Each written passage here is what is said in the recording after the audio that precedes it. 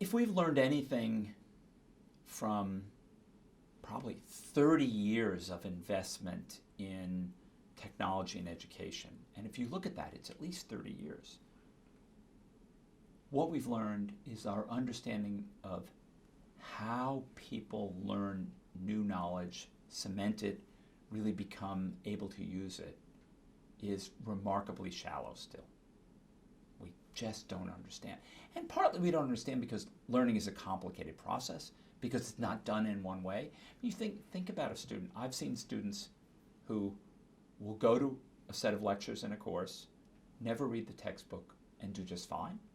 I've seen students who the textbook and the lectures are put together, so when they start to do the problem sets, the first thing they do is go read the examples out of the textbook. They remember what they saw in lecture, and they can get the material. And I've even seen students who don't ever need to go to a lecture, who can read the textbook, get the material out, and do it. There are issues of motivation, learning styles, lots of things are happening in there. And I don't think there's a single model that's necessarily best. We also really don't understand some of the very closely related issues that are related to, that affect learning. Motivation, engagement,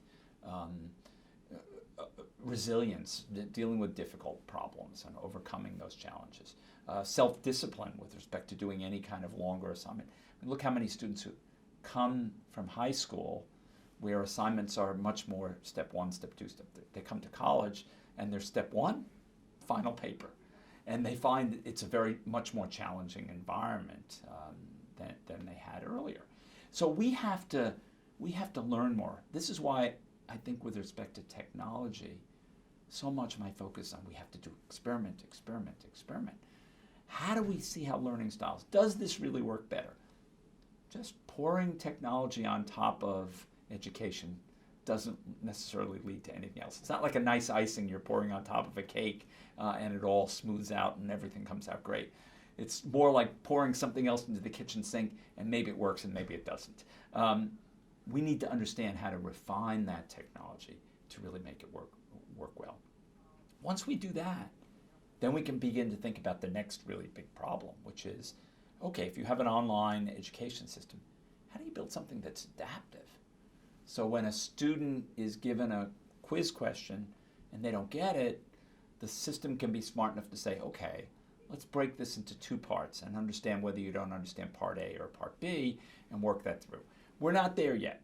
We're not there yet. I think we might get there for some simpler courses at the K-12 level in the near future, but getting there with more sophisticated courses will take time. And we've got to do those sets of experiments, get that feedback, understand how to improve it, and really look at pedagogy and learning science as a critical thing.